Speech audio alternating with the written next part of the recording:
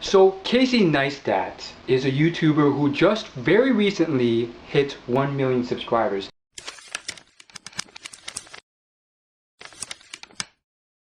Now, he said some very important, iconic things in his 1 million subscriber YouTube video. And he said some of these same things in the keynote speeches that he's, spoke at, and a lot of the Q&As he's had on his channel. Now, first off, you might be wondering, well, why are you even talking about this? Like, who are you to talk about it? Well, I think I have some opinions and experiences and examples that I don't think most people can present to you. Why? Because I've probably spent more time observing and watching YouTube channels, all different types, thousands of them, more so than any other person on earth. I'm pretty sure I'm in the 99th percentile. Perhaps there's someone who's better at me, and there you go, he's 100th percentile. But for the most part, I'm pretty confident I know more about YouTube in terms of, different types of channels, just as a viewer and consumer, than most people. So today I want to talk about one specific thing that Casey Neistat constantly says, and I agree for the most part. And what he says is that YouTube and the internet is egalitarian. YouTube allows for people to vote democratically and find videos that they want to watch and help people that they want to help. And therefore, as Casey Neistat argues, it has supplanted what used to occur, which was that for people to do well in film, they had to have connections, they had to have equipment, they had to have photography, they had to have distribution, all sorts of these things in order to make a successful film. Now, Casey's in the film industry, and he's made a lot of awards, and he's gotten a lot of recognition in that industry, and therefore I would assume that he probably knows what he's talking about. However, I do think that there's certain things that aren't exactly true. I think in the diverseness that is the world, you get all sorts of exceptions to the rules, all sorts of rugged terrain where things kind of work that way, but it doesn't completely follow the rule, and all sorts of crap like that. For instance, there are plenty of examples in the last year alone where the internet very clearly helped people succeed that deserve to succeed, that probably may not have succeeded and unleashed that potential had it not been for the internet. The biggest example of the last year, 2015, is a little movie called Kung Fury. I hope you've heard of it. If you haven't, again, it's not that big a deal, because the more and more I am on the internet, the more and more I'm realizing that you can get 100 or 200 million views on a video, and because it's such a big world, a lot of people don't know about it. So Kung Fury, long story short, they started a Kickstarter campaign to fund this incredible movie that was mainly done through green screen, and you can watch the whole thing for free on YouTube.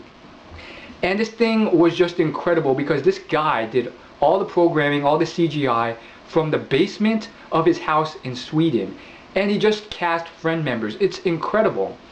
And Casey Neistat argues that this is the stuff that is now being able to be accomplished because of the lowering of the barrier to entry and the lowering cost of technology and the access for anyone to upload stuff to YouTube. I think it's incredibly true.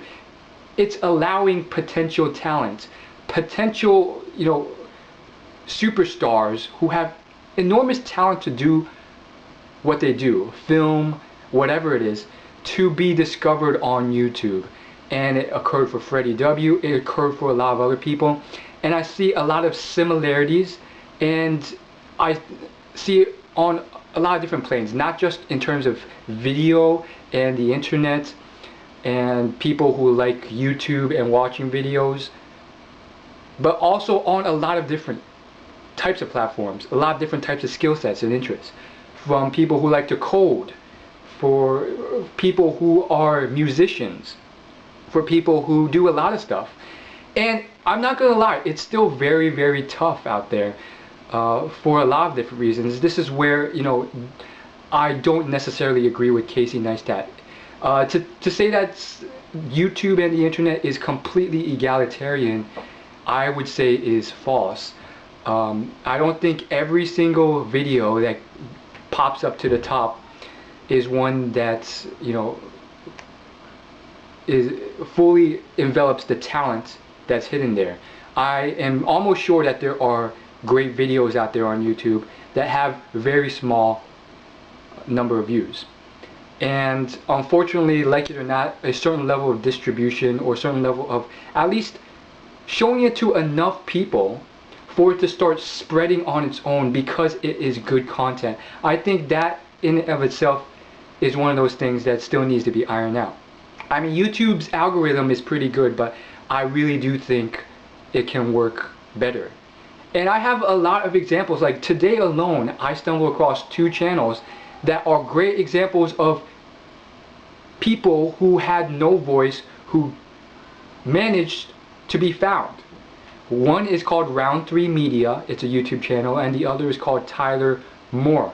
Both of these channels are a group of people who don't really care about growing a following, or at least not yet.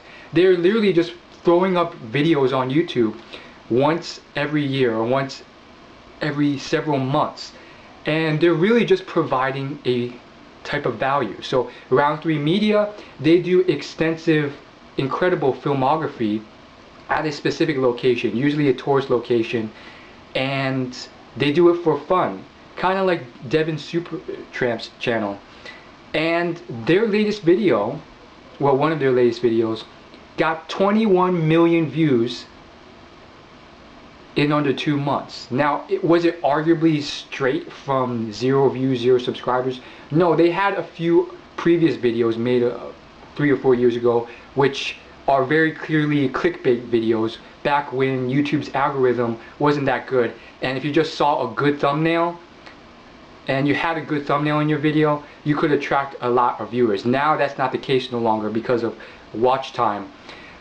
But I just find it very incredible. And then there's Tyler Moore's channel. He's literally just throwing up videos on how to create a website with WordPress. And he makes hour-long, 2-hour-long videos. And this guy's just throwing stuff up. He's not really into the YouTube world, or at least he doesn't understand it enough to grow a following. And at the same time, he's breaking one of the big rules on YouTube, which is you generally speaking, you want your videos to be 5 to 10 minutes long. And yet, his latest video, which he uploaded in March, has now over 1 million views. And it's simply on how to create a website using WordPress. It's incredible. So, to a certain degree, if you provide value, high quality value, you will be surfaced, you will be found organically. And these are 2 examples of different types of value. Entertainment value, and in the case of the other channel, informational value. So I just find that incredible in and of itself. At the same time though, you know, I do think outside of YouTube and outside of videos, there is also a certain level of potential that's being unleashed. From, again, anything you can think of that you can learn on YouTube. I mean, I have so many stories. People who have nothing better to do and go on YouTube and go on Google and learn about coding and robotics and so forth. And there's this one man, you can find a video of him. He recently did a video with Robert Downey Jr. and he literally invented a controllable robotic arm. And not only that, he reduced the cost to manufacture, distribute, and make these arms drastically, from tens of thousands of dollars to a few hundred with his technology, allowing tons and tons of children and amputees across the world to be able to use this technology. Now that is incredible. And having said all that, I also realized the dark sides of YouTube and the internet, and I also realized that most of the millions of people who watch YouTube and are on the internet and do social media, they don't get that unleashing of tremendous potential because they're just focused on watching Netflix or Kim Kardashian and just watching videos to entertain themselves, and they're not really getting a lot out of it.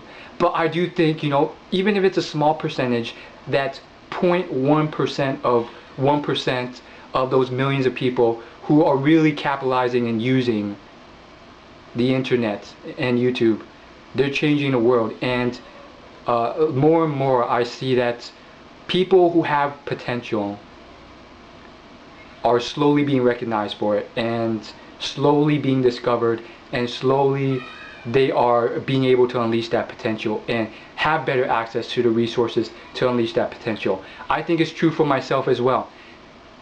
Thanks to technology like the iPod, the iPhone, libraries, and their, you know, advanced technology which now allows for audiobook download and all sorts of stuff, I have had tremendous access to incredible resources from the most successful people of all time across numerous different fields. From the latest and greatest discoveries and results in science to enormous benefits in terms of, you know, dating advice from the best people you can ever get dating advice from, to one-on-one interactions via Facebook or Twitter with some of the most successful people in the social media space, to other areas of life. So this video is getting too long. As you can tell, I like to talk. Obviously I could talk a few more hours about this, but you've had enough for today. As always, like and subscribe. Thanks so much for watching, and if you leave a comment down below, I may choose your comment and I might answer your question or address your comment in my next video. And our goal for this video is 15 likes. Can we get 15 likes on this video? It's a pretty small goal, but again, I don't have a huge following, and that's all I'm looking for. Thanks for watching. I'll see you guys later.